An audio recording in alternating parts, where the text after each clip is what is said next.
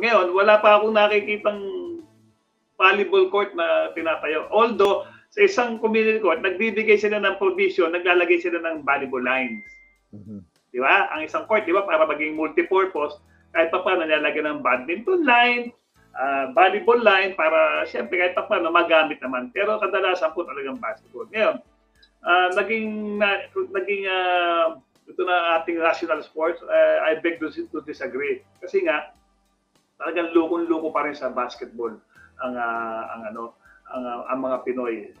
Gaya nga ng laging pinag-uusapan kung ang puno ng saging pwedeng lagyan ng court lalagyan di ba? Kaya na mabuhay yung puno ng saging Okay? Ngayon, bakit naman bakit naman nga talagang lumabas sa isip nila na volleyball na? Kasi nga itong paghanga, okay, dito sa PBL, yung professional volleyball natin, di ba? Philippine Volleyball League, di ba? Kaya na professional level. Kahit ako napahanga nito Okay? Alam nyo, ganito yan Okay. Two things to. Unang-una, okay, let's face it, yung naglalaro dyan sa PBL, okay, mga babae. At siyempre, may mga player din ng volleyball na kung titignan nyo, magaganda. Totoo. Pare, agree ako dyan. May height, makikinis, Filipina magaganda. Beauty. Tapos, Filipina beauty. Tapos, accommodating. Hindi suplada. Correct. Okay. Alam nyo naman, kahit sa artista, ako nga nag-research ako kahit sa artista, okay, mas maraming tinatangkilik na babaeng artista kaysa sa lalaki. Bea Alonso, Maria Rivera, diba, ganyan, mga successful na babae. Madali kang ma-attract lalaki, siyempre sa babae. Even si babae, nakaka-attract kay babae. Okay? Kaya gano'n na lang ang punta. Tapos sa PBL, tapos ang gagaling magsipaglaro. Okay? Correct. Tutuwa ka. Diba? Ang gagaling, maano ka tapos naging naging parang yung mga teams, naging rivalry. Yan, okay. Katulad na nakaraan, Creamline versus Choco Mucho. Pinag-aano nila dyan nung dati.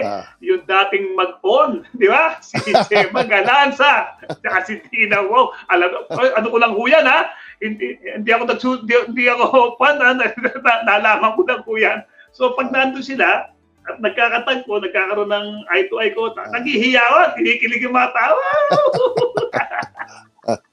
Kaya siyempre, bakit hindi ka matutuwa na pumunta? Ang dami mong ma-experience. Magandang laro, magagandang mga mukha, mababait na accommodating ng mga players, at may mga love team pa dyan na kinikilig yung mga tao. O di ba? Kumbaga isang full package, pag nandun ka, paglabas mo, ayos, ang ganda. Okay. Tama naman yung talakas. Ang nangyari kasi, on the professional level, sa mga lalaki naman, itong PBA. Okay. Nilalangaw. Kami po ni Coach Jerry, talagang pero hindi namin naranasan yung ganyan. Okay. Kasi nung araw, para even sa elimination pa lang, marami na Papunta ng semis, pagdating ng finals, putok-putok di ba? Talagang jump up to the rafters Okay? Bakit po nangyari? Marami hong kadahilanan. At ang kadahilanan yan, hindi naman lingid sa inyong kaalaman. Unang-una, siyempre, ano na yung mga tao, nauumay na, wherein dalawang korporasyon lang ang nagpapaikot ng liga, papalit. Then, siyempre, pagdating sa trade, may mga unfair trades wherein, bakit gano'n? Napunta yung malalakas na player dito. Ito, parang talo tong team na to. Pinayagan ng PTA, pinayagan ng commissioner. Marami so, dahan-dahan nawawala yung paghanga nila Yung tao. Okay, sa PBA,